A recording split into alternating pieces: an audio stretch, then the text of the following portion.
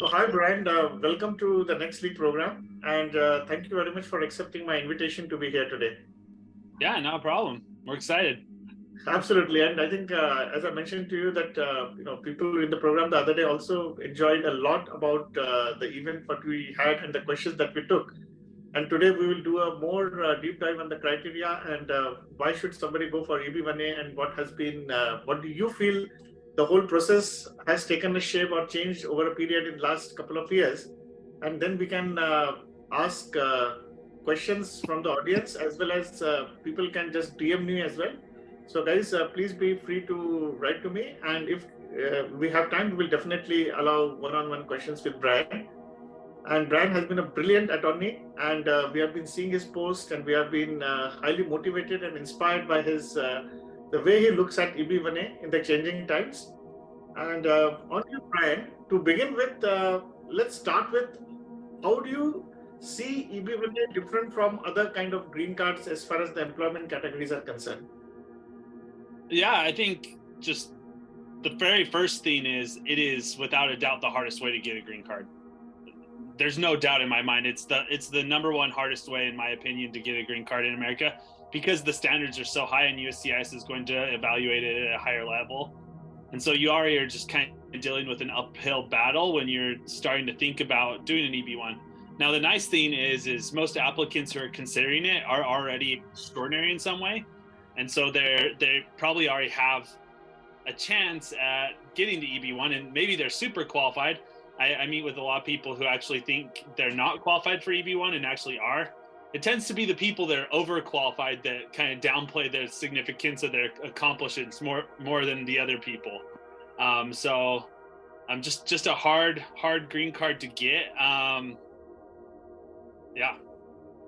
When you said, Brian, people are overqualified to get, but at the same time, we know that, this is the only green card which says that there is no qualifications required, no job required.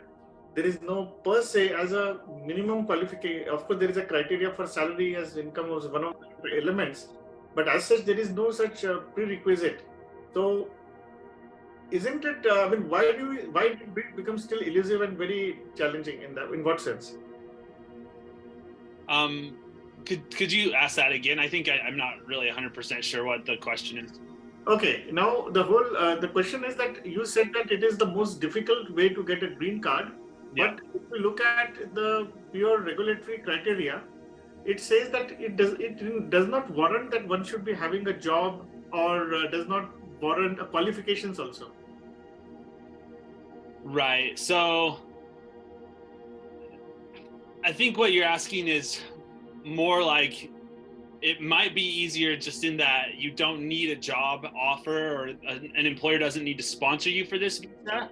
Absolutely. And that is one of the main advantages, right? And I think that's one of the most significant advantages of the EB1 is you don't have to rely on the perm labor certification process to get a green card, and you don't have to be sponsored by somebody, which means that if you decide to change employers, you don't have to stick with somebody because of a green card.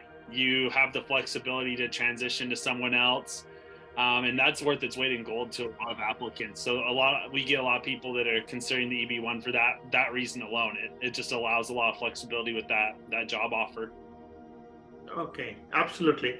Now, there has been a USCIS notification which just allow people to publish online, and there has been a recent trend of using various online mediums for the purpose of using green card for the at least building up the evidences or criteria. Do you see presence in social media or having, let's say, good number of followers or doing some kind of an events on a specific platforms or writing blogs being one of the elements to become EB1A ready? Yeah, I think this is actually something I was thinking about earlier today. And I think the most important thing for every person approaching EB1 is thinking about how they're going to document their successes, right? And how they're going to show their successes to USCIS. So the publications criteria and that's either authorship, things that you're writing, or things that are being written about you, those criteria both very doable for people, and they're a good option for people. And so one of my suggestions I give people considering the EB1 is you need to start writing. Write. Write something. Write something for somebody.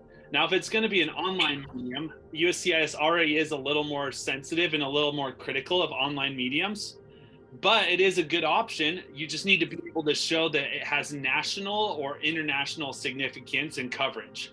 So that either means your peers are reading it and your peers are located in different geographic regions than you are, or it means that a lot of people are reading it and those people are located in different geographic regions. And what I mean by geographic region is spread across the United States or spread across the world.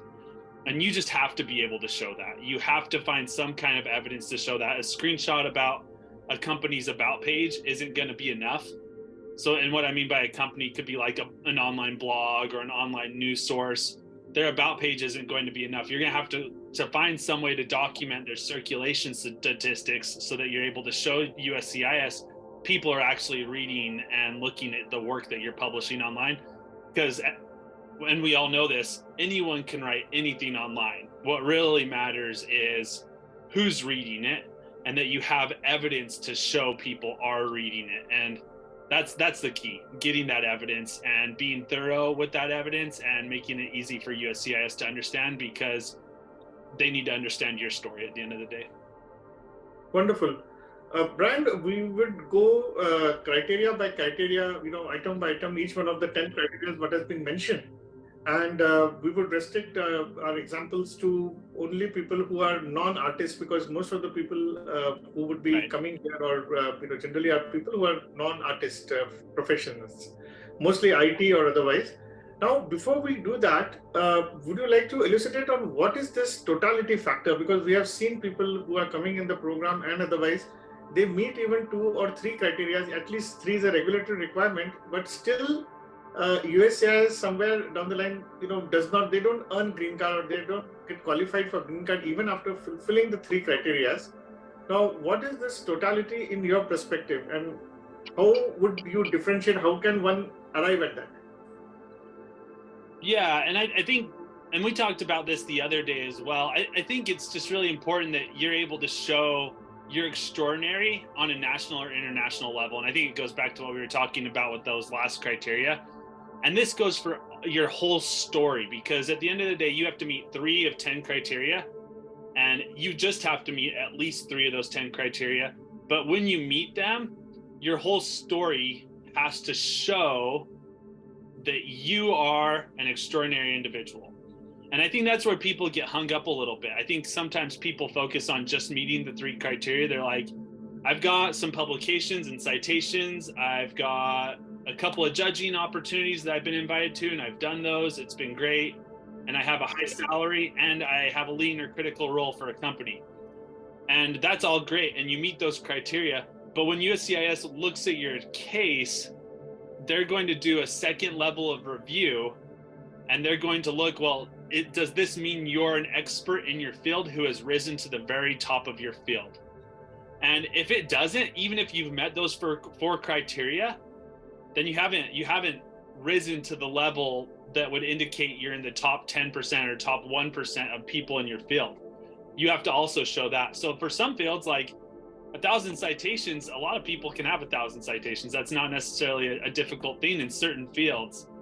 In other fields, 90 citations. In some fields, no citations, right?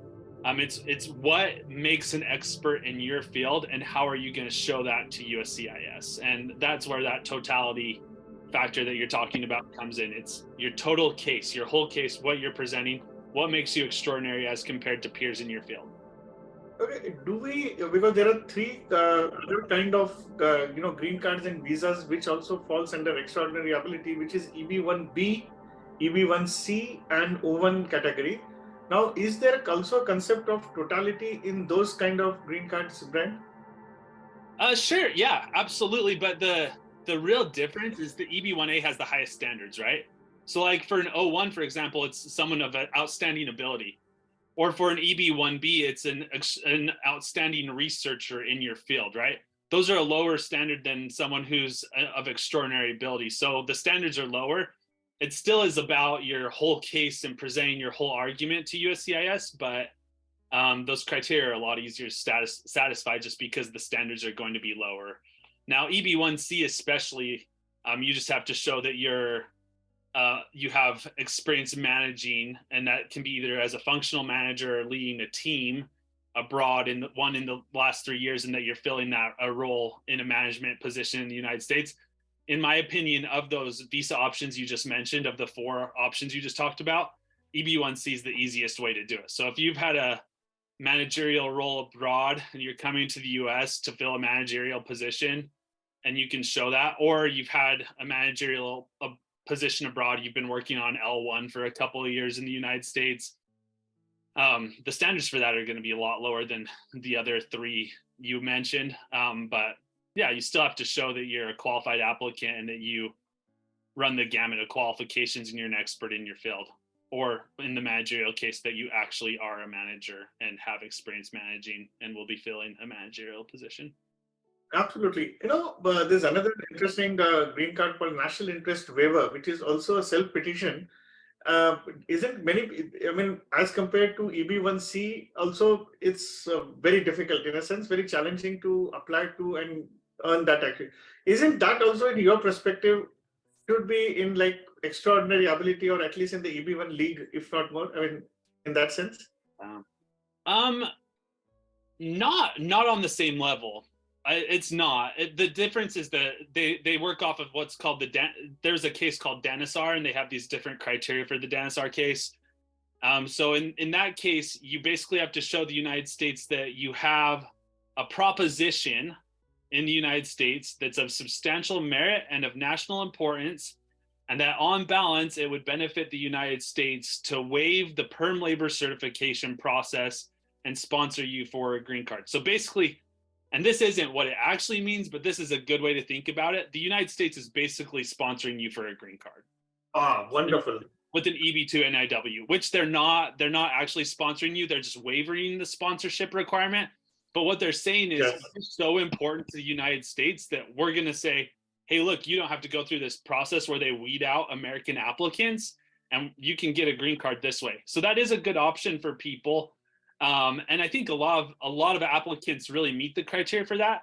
The difference, and this is kind of cool, and I think this is really cool about the EB2 NIW, what you have done in the past doesn't really matter as much as what you're going to do in the future. So it's a future-looking green card option.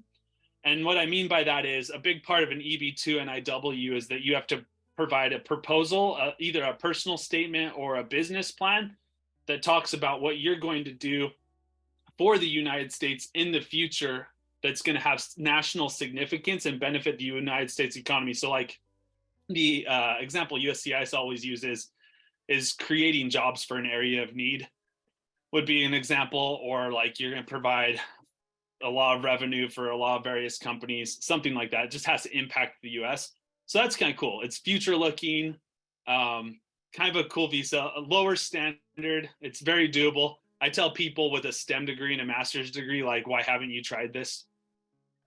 Pretty much everyone that comes to me with looking for EB2 national interest waiver advice that possesses at least a master's degree in a STEM field, I'm like, okay, you should really be thinking about this option. Like, you might get an RFE, but it's a good option. And for people from India or China who are subject to a big backlog with EB2 NIW, it might be a good way to set your priority date. So that's kind of the strategy for folks from India, is they're thinking, how can I set my priority date? Because now the EB1 category is even backlogged a little bit.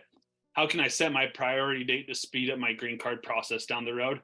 EB2 NIW might be a way to do that, especially if your employer, like a lot of employers will wait 6 months to a year to sponsor a green card process. Or if you're a student, if you're in school early in a PhD program, great option. Oh, that's really a very brilliant way of putting, actually, because in fact, I just got someone DM me about the question, the same thing, that EB1A is getting backlog actually for February 2022, and EB2 has backlog for, I think it's 2011. Yeah. So if somebody were to apply for EB2 NIW, if they don't have EB2 already, this would be a great opportunity. But there's a general perception, I think, that is NIW only for doctors or somebody from medical field or something? Can IT professionals or people from something professionals, let's put it that way, go for NIW? And what should be their strategy then to set their priority dates in order? This would help them if not with anything else. I'll give 3 examples. So three examples of people I've done NIWs for that successfully met the criteria. One was a hog producer. Okay. One was an electrical engineer, so and he was in a software engineering role. And one was what was his official title? He basically was a mechanic, so he worked on cars. All 3 of the applicants I'm talking about possessed a master's degree, which isn't a requirement. You can satisfy their 7 criteria. You can work on exceptional ability criteria. And yes. Recognize that difference. Like with an EB1A, it's extraordinary ability. EB2, it's exceptional. So you're not extraordinary, top of your field. You're exceptional. You're probably in the top half of your field or something. But the key for each of those people who we worked on was really their proposal and the way they impact the United States economy on a grander scale. So if you think about someone who's like working on cars, like your argument's going to be, how is he going to create benefit on a national level? Is he going to develop something to create jobs? Is he starting a business that's spread throughout different states that's creating jobs? Is he increasing the revenue of various companies by developing some kind of product or some kind of technology? You really have to think about how your work is going to enhance the nation's economy. So that's kind of key there. Be forward looking. Okay, now when we talk of, since we are talking about exceptional ability and national interest waiver, does the outcome or the projected outcome that we are anticipating has to be at a very grander scale, or even at a local level or a very fundamental level that is good away? When you use the word national economy, people tend to believe it has to be in $1 billion, that what is my contribution? I'm just a mechanical engineer, I could be just an IT professional. But I'm not that big actually. So how would I address that? Is it something very grand plans that you should be projecting? It doesn't have to even be I use the money example a lot because the United States is a capitalist nation. So money's a big deal to the United States. But maybe a good example would be like, maybe you're just improving workplace conditions for elderly folks. So you've done a lot of research and you've provided ways and guidelines that businesses can implement to make the working conditions better for people that are 60 years of age or older. And that's going to have a big impact in the workplace for a lot of people.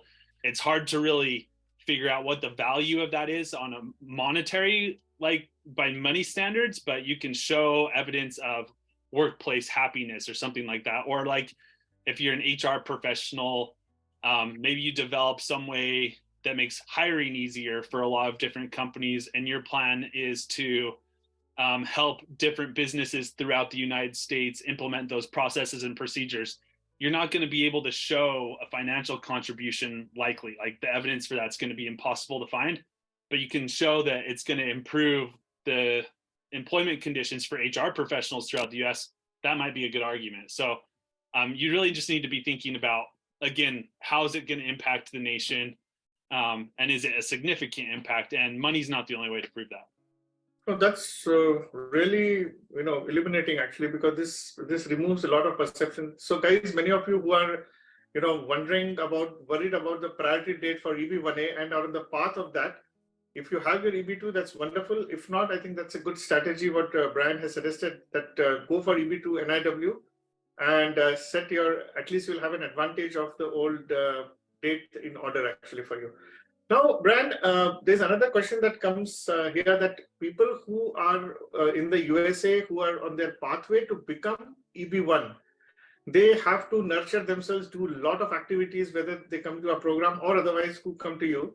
But, it is like publishing books. It is like there are certain allied activities, volunteering, and other things that they have to do at times, and which could possibly be deemed, they cannot earn money, of course, but it could potentially, I'm using the word potentially very carefully here, could be violation of their H1 visa norms also. Now, how does one tackle this issue? For example, somebody wants to write a book and publish it. Well, that's one point. Somebody gets a chance to volunteer or do some job at some other place that could augment one's career for the purpose of EB1A. So as we work on different criteria, there would be multiple activities and initiatives one could take up, but they could be deemed in violation to their current H1B norms. Now, how does one tackle this?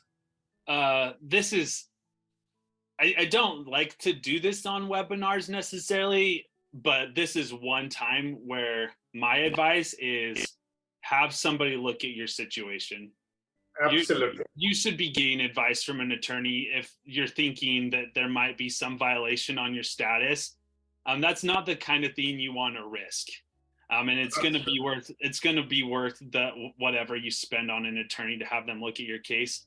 In some cases, with publishing books, it's kind of gray. So it kind of depends on where you're publishing, how you're publishing, how much money you're making, if you're doing it frequently, how many books you're publishing, how many chapters you're publishing.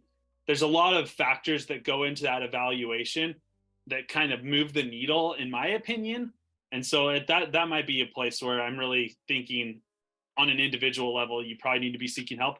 That said, like if you make the example I like to use with people is, let's say you bought a couch and now you're selling it again on Facebook Marketplace.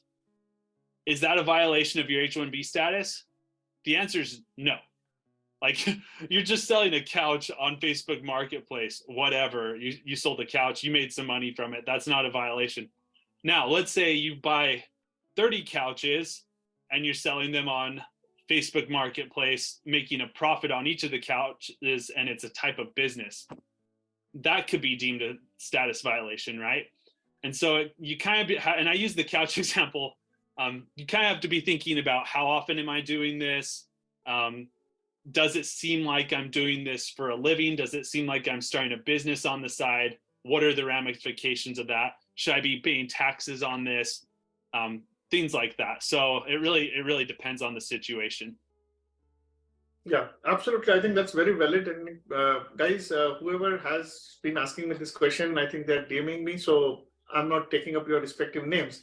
But just be mindful of what Brian is suggesting, that don't try this in your own accord.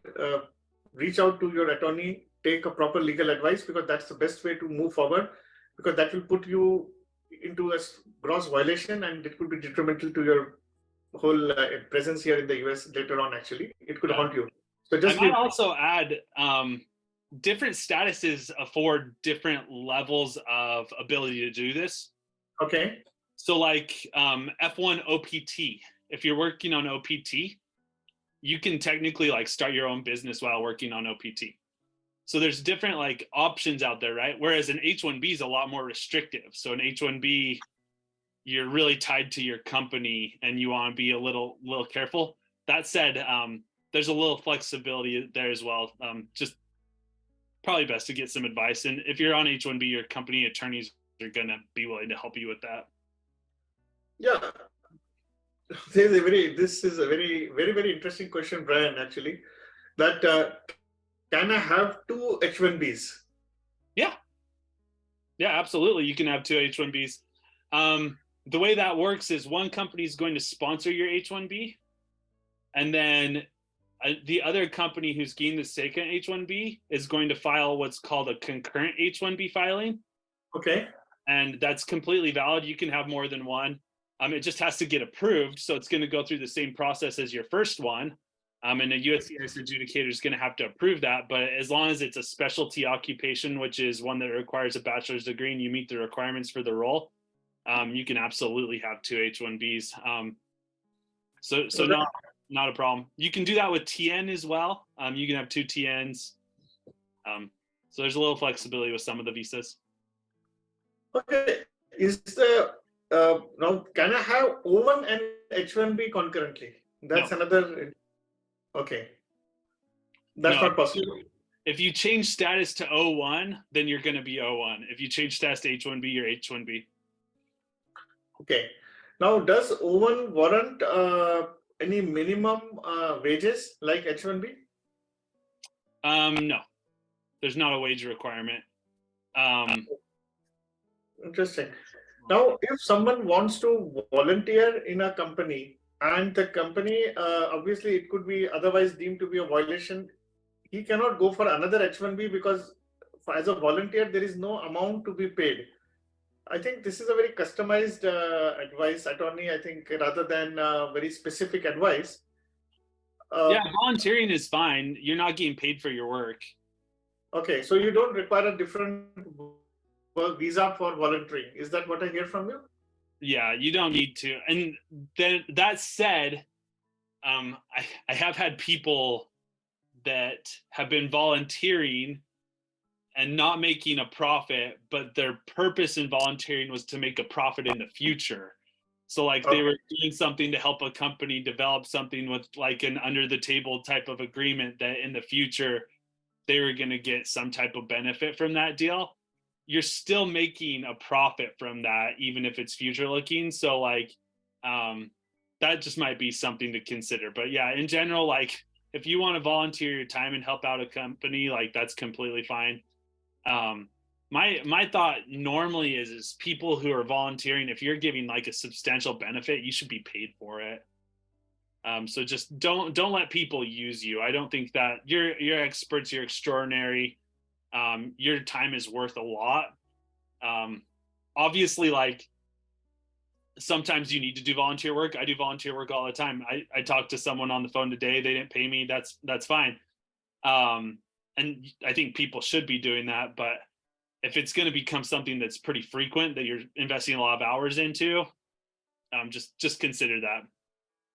So because a lot of people they have approached us actually saying that they have been in the current problems many companies are facing. There were layoffs actually, and there are many companies which are asking them to volunteer in possibly in terms of some kind of a future benefit, either a job or otherwise. So this would be a strong no actually what we hear from Brian. So guys, be very careful about it. Not only that you are being used here, but also possibly this could be a violation by the very nature if you are on other status or like H4 or something like that. Do I hear it correctly, Brian? Yeah, and I think this is kind of like one of those areas with getting paid for authorship, right? I think it's similar. This might be an area where you reach out to an attorney as well. If a company is telling you they want you to volunteer and offer them a free service as like a trial period to get an H1B, that's messed up. They should just hire you and pay you. I really think people should just be hiring people and paying them. So there's other jobs, and the problem with that is it's going to take away from your time you have to job hunt and find a different H1B. No, that's really wonderful. But prima facie, what we also hear from you, Brian, is there is no visa that permits somebody to be a volunteer per se, as such independently. So, like if somebody is having just a B1 visa, can they volunteer on that? I mean, this is not related to specifically to EB1, but somebody. So we are just trying to explore that if somebody is just intending is only volunteer, we don't require a specific visa for that. If you come in on a B1 and your intent is just to travel and visit the United States, and you might just be volunteering while you're doing that, not an issue. Now, if you come in on a B1 and your intent is to get employment and you're volunteering with somebody with the intent to secure a future job with them, that violates the intent of a B1. Okay. So again, it just comes down to the purpose of your volunteering. If you're volunteering just to volunteer and you're just traveling around the country doing that, not a problem on a B1. Absolutely. I think that's very, very helpful, Brian. Now, let's go into specific criterias, and while we will not do deep dive here, but what is expected, we could look at from the regulatory perspective and from a USCIS petition perspective. Let's start with the very most popular one, which is about critical role. And sure. Everybody feels that they are working in a company and they can get a support from their companies for this particular purpose, and they have played a major impact for their companies. Now, how you define a performance of a leading or a critical role? What is critical and what is not critical here? Maybe the first place to start is considering if your company you're working for is distinguished. And because it's in a company with a distinguished reputation, right? So like if you're working for a big company, that's going to help. And you're going to want to provide evidence that the company you're working for has risen to a certain level of prestige. And so like, for example, if you start your own business off of F1 OPT and you're trying to argue that you're in a critical role and you're the only employee and you've made no money at that company, even though you're the CEO, CFO, president, founder, all the above, all the great titles that would suggest you're in a leading role, that's going to be a super hard argue, right? Super hard, just because you have to establish that it's distinguished as well. So that's kind of where I like to start with, that is establishing the distinguished nature and providing evidence in your petition. And then critical role would be like any type of project that's led to some kind of success within the company or outside the company. The best types of things are like, let's say something you did, some project you worked on helped your company secure a contract with a big company or multiple contracts. That's a critical role. A project that you worked on brought in a certain number of value to the company. That's a critical role. Anything like that. Leading role, I typically talk to people about arguing that they have subordinates and that they're supervising people who are professionals, and ideally people who are at their same level, because then you can compare. There's a nice comparison argument there, right? If you're supervising a bunch of people that in my opinion would also be, or your opinion would also be, extraordinary individuals in your field, and you're their supervisor, that's great leading role evidence, right? So providing things like org charts, emails, projects, slideshow presentations that you've done for the company, things like that can be really good evidence. Wonderful. So, guy, if somebody is working in a not so distinguished, as we say, large corporation, but even may have been in a startup, can one qualify for this role, but had created a major impact in one way or the other? Yeah, sure, absolutely. You just have to, again, you just have to show that you're going to try to show that they're distinguished. And really, it comes down to the company. Most companies are going to have some level of prestige. They exist. People are using their product. They're probably making money. And there's no real standard of what makes a distinguished organization. So you don't have to be working for Microsoft, Google, Apple, Amazon to say you're working in a distinguished organization. I've had plenty of clients have success at companies with 40, 30, 20 employees, right? You just have to show that there's some level of recognition amongst other people in the field or of the company, right? So that's a good way to get around that. What's a good example? I did one for a food scientist a couple of years ago, and the company he worked for only had like 10 employees or something. Okay. But the work they were doing was recognized by multiple companies. So that was definitely a distinguished organization. So that's I think that gives a lot of hope for several people, actually, because it's generally perceived that you need to be in big establishments, which is not true. There is another category here, which is possibly most misunderstood here, is evidence of your original scientific, scholarly, artistic, athletic, or business-related contributions to major significance in the field. Now, most of the people, they believe, or we need to remove that myth here, that contributing to a company where the company got some benefits out of it, it could be business or it could be profit or some project, may not necessarily kind of fulfill this particular criteria, because this is towards the company, but not necessarily to the field itself. How would you see this criteria for somebody who is working in a company? Because he's working for the company, he's not necessarily working in the field. So so a good example.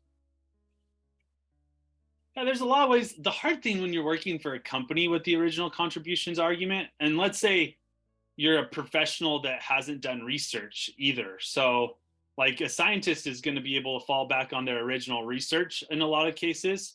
That's not a convenience a lot of like people with a master's degree working for a big company that considers all their work proprietary, right? So your contributions, you're going to want to show more that you've done something that's improved the work life of a lot of employees, or is widely adopted throughout the company. If it's a large company, that might work. That's a tricky argue. Better would be if even within working in your company, you've developed a product that's being widely used. Absolutely. So like, let's say you're a water bottle designer, and your water bottle that you specifically developed, like you're the guy, you were the lead guy, you had like a 75% contribution on the development of this water bottle, and thousands of these have been sold, right? Tons of people throughout the US are drinking your water bottle, and there's advertisements showing your water bottle, and it's been featured on TV and things.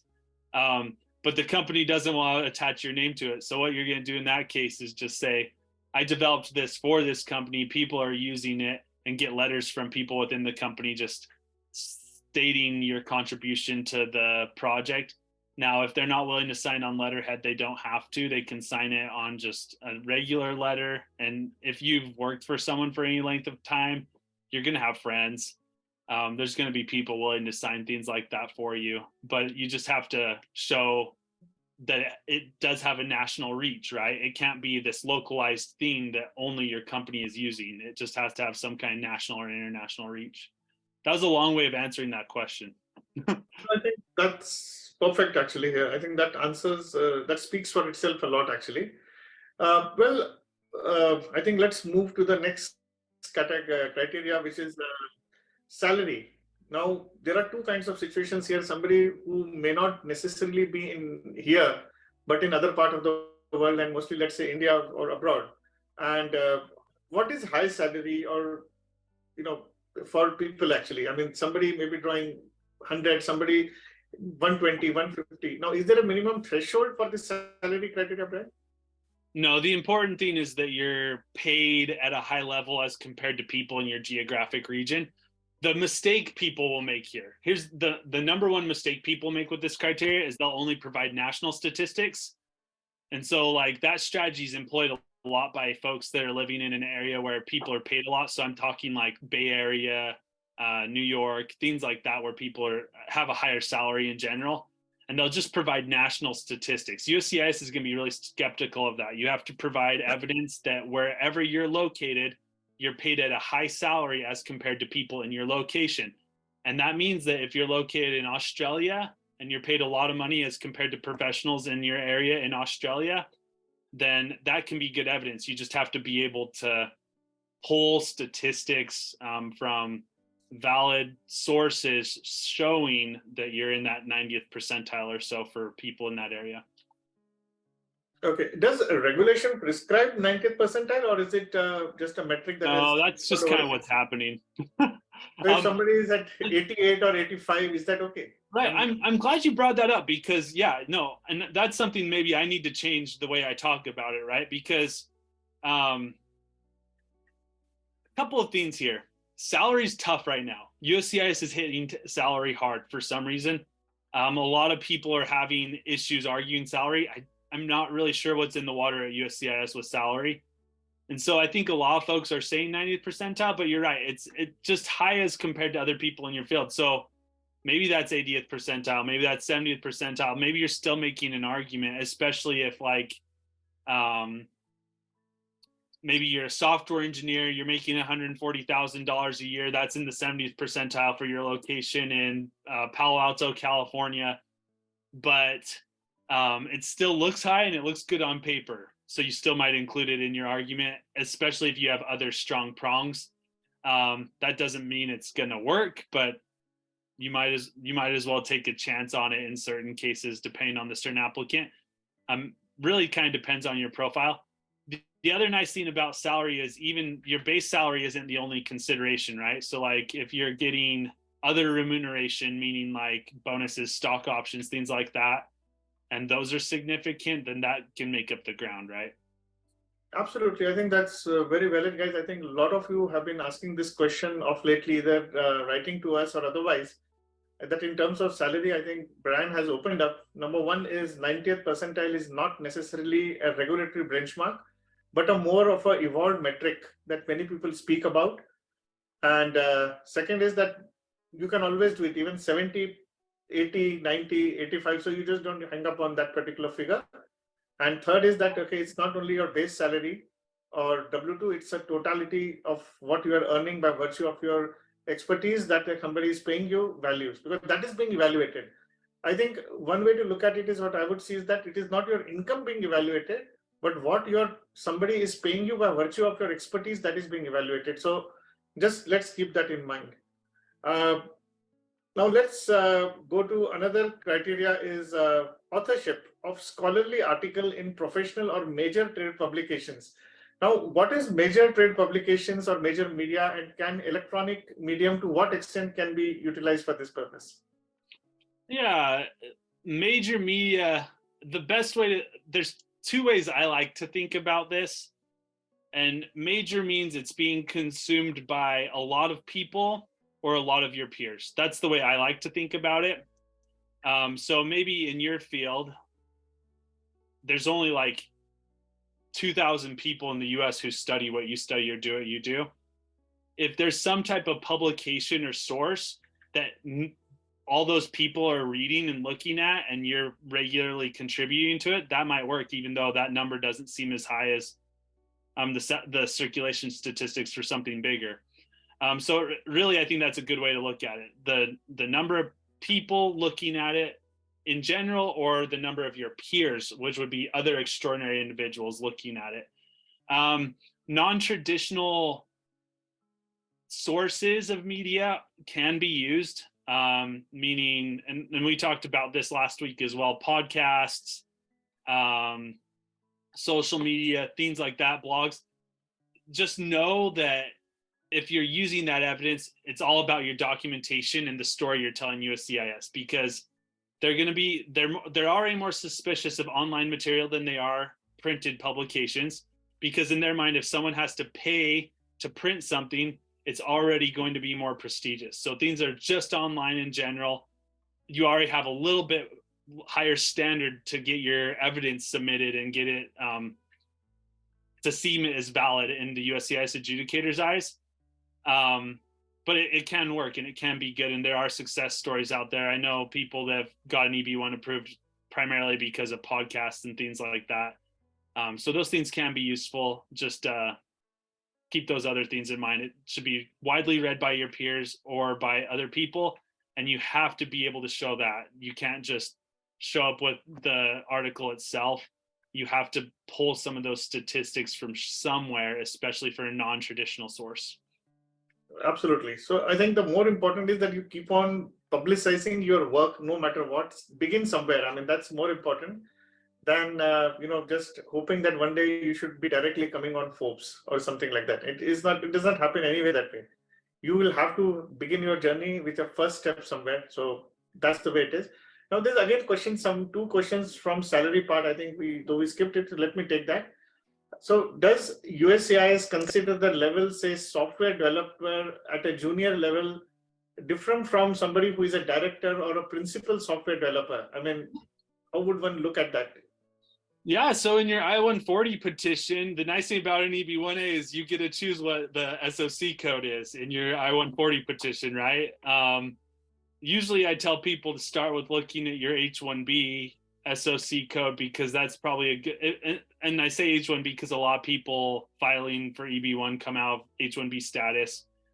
That's a good place to look. And so you're going to pick your SOC code. Obviously, someone who's like in a managerial position in software engineering is going to be in a different area or field of expertise than someone that's just a software engineer or software developer. So you kind of have some control over that. And there's nothing wrong with that, right? So you don't have to be a staff software engineer or manager or something like that, senior software engineer even, to be extraordinary. There's definitely more junior level software engineers who have done something great. You just have to be able to show that you're an extraordinary individual without that higher distinction. Well, that's really wonderful.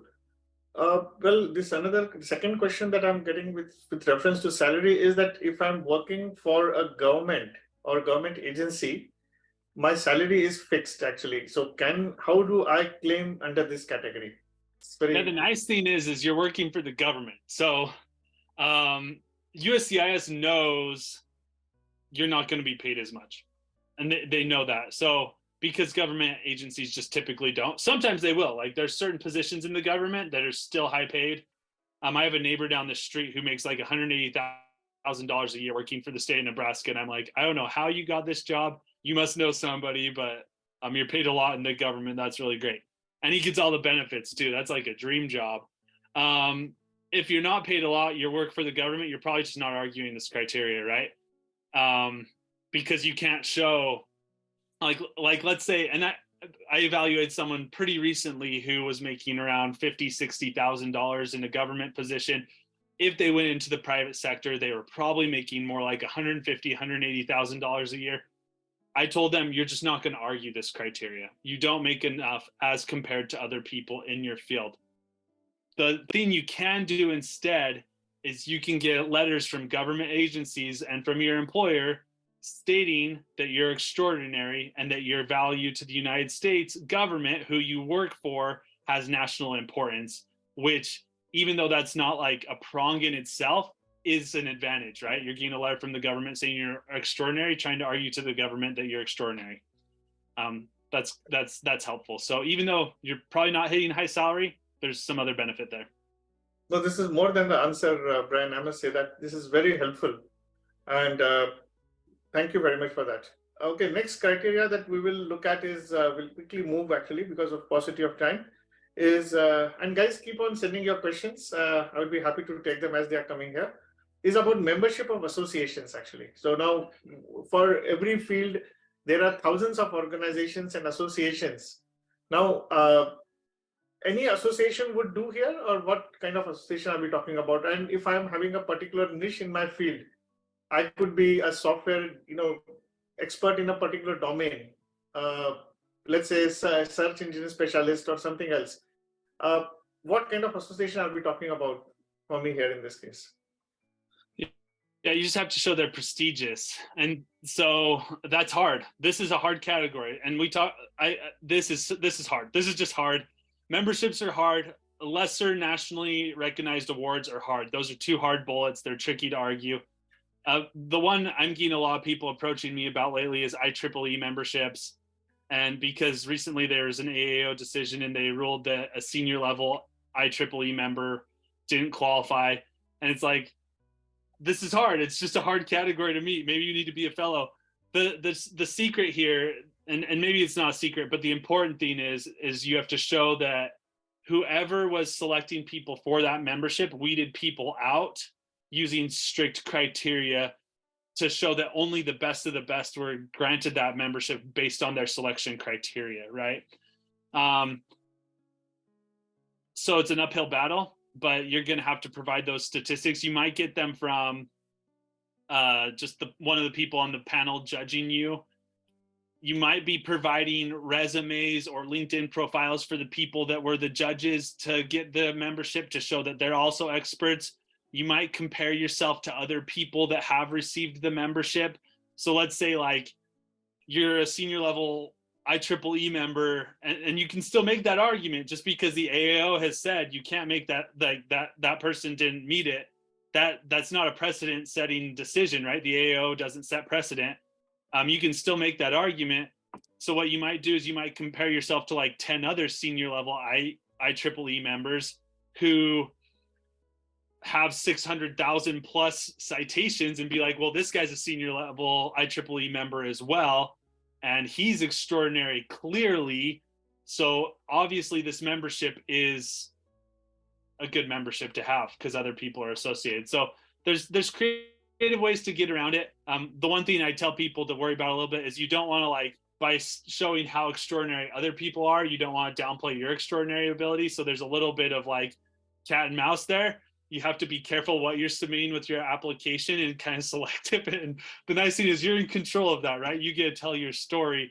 So you might just pick like 10 other people with similar accomplishments to what you have.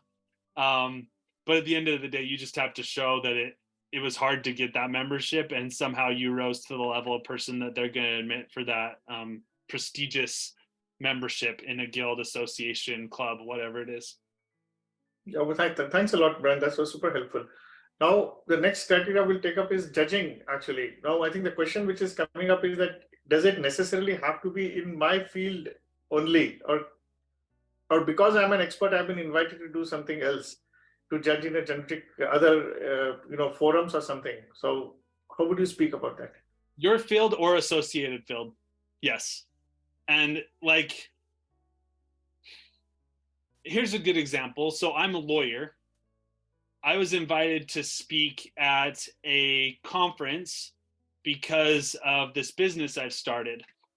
And if I go and I talk about how I formed this business, all these things, that's probably not going to work for a judge for satisfying that criteria. And obviously, like, I'm not judging anything, but because it's very different from what I do on a day-to-day basis. It's not related to what I actually do and what I'm extraordinary in. It's a different area of specialty. So it has to relate somehow. It has to relate to your area of expertise in some way. But associated fields work. So maybe you're a software engineer who's an expert in search engine optimization, who's judging software engineers who are experts in medical technologies. That's probably fine. You can make that argument, right? Because you're still related. It's still a related field, even though it's not exactly what you do. So there just has to be some relation. Absolutely. I will take just two quick questions. I think someone is asking that, can my priority date for EB2 be used while filing EB1A? I think we answered this. Yes, I think you came late, gentlemen. So since it is DM to me, I'm not taking anyone's name here. Now, I think that was one question. Rest, I think we have already answered that. What is O1 visa? I think we would not talk right now about it. It is a non-immigrant version of EB1A. We just leave it at that. You could do Google search. It's pretty simple out here. Now, Brian, as we spoke about, we can keep on talking about multiple criterias and totality, what we spoke about. Now, I think this begs a fundamental question, and let me put it in two ways. Number one is, at what level a person could be deemed, in your view, as an expert to be qualifying? Because there is no dearth of, one could try to become Elon Musk, one could try to become Einstein, one could become on a continuous way in developing one's expertise. At what level would you feel that person could be qualified to meet this whole EB1A jurisprudence criteria? Because we know that the fulfillment of criteria would not make one EB1A. There is something called totality. But at what level? So to put this question in a different perspective, let me also ask you another question. We see a lot of people who are younger, maybe in their from 20s to 30s, who are getting EB1A. We recently, came to know someone who is 19-year-old and got EB1A, 23-year-old, and there are a lot of tons of people who got EB1A between 25 to 30 years also. Now, would you like to just speak on that, actually, that at what level a person could be deemed to be an expert to qualify for EB1A, and how it is that the young guys are getting it so soon? So you can blend the two questions. Yeah, I have a good thought here. I think a lot of young guys are willing to take more risks. There's something about this younger generation where people are more willing to risk it all, right? And there's a lot that goes into that, right? Sometimes it's your financial situation, sometimes it's your parents' financial situation. But at the end of the day, a lot of these younger folks are willing to take risks. And what I mean by take risks, one is sometimes they're just willing, they just know they're extraordinary and they're like, whatever, I'm extraordinary, I can file for this extraordinary visa and try to get it. And then they get it, right?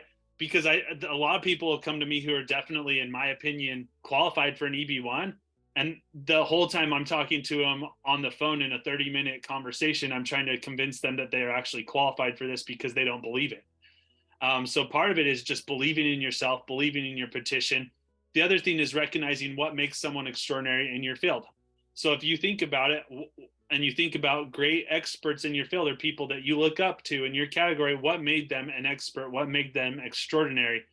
And how can you model your career after them? Or what are things that you need to do to become extraordinary as well? So what are those things?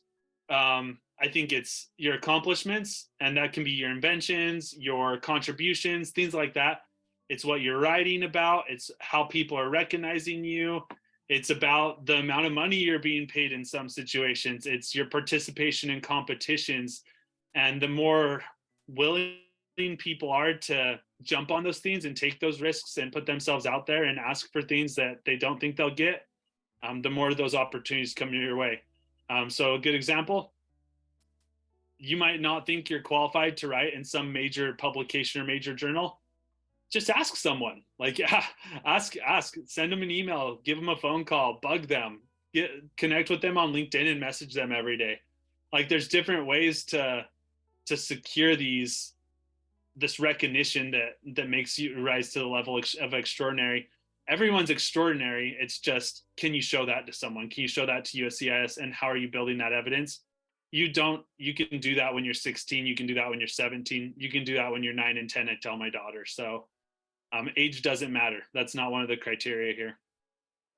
Brian, that's very inspiring and very motivating, and resonates with what we believe also at the Next League, that everybody is extraordinary in their own right. It is just a matter of you need to have a conviction, and you need to showcase yourself in the right spirit. There are just a quick 1 or 2 questions we would take before we end this today's session. Okay, this is quite not, you may like to take, Brian, is I got some fellowship in my academic studies. Can that be considered to be helpful for the purpose of EB1A? Yeah, this is another thing. This is a common mistake people make. If it's a localized award, which often your school awards are going to be, it's not going to count as a lesser award. What you could use a fellowship, and it depends on the fellowship. Some fellowships really are. So like, I know a guy who his fellowship he received was from, it was only granted to people from applicants all across the United States. It was really prestigious. Only like 20 people received it. And it was really clear that it was a nationally recognized thing.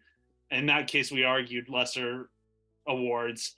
Most of the time, school awards aren't going to qualify for that category. So you might I would still include that evidence in a petition, more probably as like a recognition of original contributions. So why did you receive it? You received it because you're doing research in something or doing something extraordinary at your school, and you can use that to support that original contributions argument. Wonderful. Now there's another question that just popped up here, that if I create an app and it is more like Twitter, can we file for EB1A? I mean, it's very, I think a lot of elements are missing in this question, but how would you respond to this? Sure. As long as you meet the other criteria, right? So as long as, my advice to this person would be to look at the 10 EB1 criteria and ask yourself, do you meet at least 3 of those 10 criteria, and how well do you meet those criteria? So your original contributions, the creation of this app, and you're going to have to show that a lot of people are using it or adopting things from it, and that it's widespread, and that can be good evidence. But what other criteria do you meet? And you're going to have to argue that you meet at least a couple others, and it's going to need to be nationally and internationally recognized in some way. Absolutely. Do the company's internal but top award would count in any way for EB1A? Yeah, I think these show they're less about the award category, so it's probably not that award bullet again. But a critical role, possibly. Critical role, yeah, absolutely. And that's what you're going to be arguing, especially like there's a lot of company awards that it's very prestigious. You work for a huge company, they have an award, you're one of like 20,000 people in the company, and only 5 of those awards were given. That's awesome. That's more prestigious than a lot of awards that actually count for the award category. But yeah, you're going to use it as a critical role argument most likely, and probably not that lesser awards. There's a possibility sometimes companies will have competitions. Like I know Google has coding competitions, Instacart has competitions, Facebook has competitions, places like that. If you're an employee and you win one of those competitions, that's probably going to work, because that prize from your company might work because they're pulling in applicants from other places as well. You could get creative with it possibly though. Yeah, absolutely. I think as there are a lot of questions, but we won't be able to take it right now. I think many of them have been answered. But guys, just an input. I think the way the questions come up, we are focusing on the criterias, but let's understand that the whole genesis of the whole EB1A criteria is to be something to be beneficial to the United States, and that you should be really accomplished and successful in your life. So for this, there are 2 ways. One is you continue doing your job, and whether for EB1 or EB or not, you may be still, somebody may be having EB2 and still you want to be successful and prosperous in your life. So you won't look at this. But yes, since you're also trying for EB1A, look this as a successful template. Someone has sat down and applied their mind and created some categories and criteria. Use this to your advantage and do as if not for really for EB1A, but as if like you would be doing it otherwise. And that's the best way one could be successful, because EB1A will then naturally come to you rather than as a byproduct of your success. Just to put a case in point, there are other talent-based green cards not green cards, talent-based immigrant visas of other countries. Let me share with you. Like France has something similar, and they don't have 10 categories. They just have put up that you should be internationally acclaimed or nationally acclaimed in your field of domain, like arts, commerce, and they have put up a couple of things like sciences, business, and they have left it to your discretion and wisdom. We always tell people in the program that, but if these 10 categories were not there, and if you were to present a case to United States and telling the United States that, okay, how I am best for the country in terms of your excellence and your domain expertise, I think start from there first.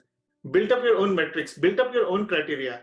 If you follow this approach, you will automatically fulfill those criteria actually. If you focus on criteria, we have seen a lot of people who fulfill, 3 criteria at least, and they don't get EB1A. And Brian has given us a very educative information on what is totality, and we have done a deep dive on each of the criteria as well today.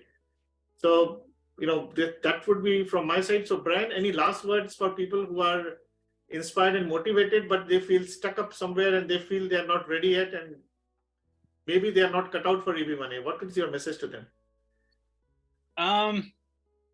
I think the best advice is just like we talked about already.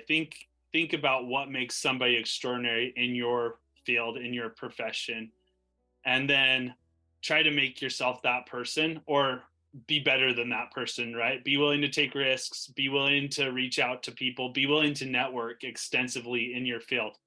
I think a lot of EB1 folks network with a lot of people who are also searching for EB1. That's a super valuable resource. Better feedback is going to come from professionals in your field. So the more you can get out there, the more people you can connect with, the better. And don't be worried about their level. Experts can give you good advice. Be willing to ask your professors, be willing to ask your peers, find mentors, be willing to talk to CEOs, be willing to talk to VPs, talk to those big guys. They're going to have some good advice there and be able to help you along your path. It's often people who get help from those exceptional people that find ways to be exceptional themselves. You're not alone. I don't know if that's helpful, but no, that's definitely very helpful. Absolutely, Brian. And another aspect that I would like to put it across, that when we think of other green cards, let's say EB2 or EB1C or EB2, those kind of things. So basically, you can be sitting, you can be expert in your field, you could have education qualifications, and you could do that. But for EB1A, there has to be some kind of a strong impact factor that you should have created or should be creating. which is EB1 is actually not about you. It is for the others, what you have done and what you intend to do and how you do it actually here. So just keep that in mind. And Brian, thank you very much. And really grateful to you for accepting our invitation to be here. And for rest of you, and thank you very much for spending your Saturday afternoon here with us. I'm sure this was helpful. We would appreciate your feedback back to us. Thank you very much and have a great day, everyone. Bye now.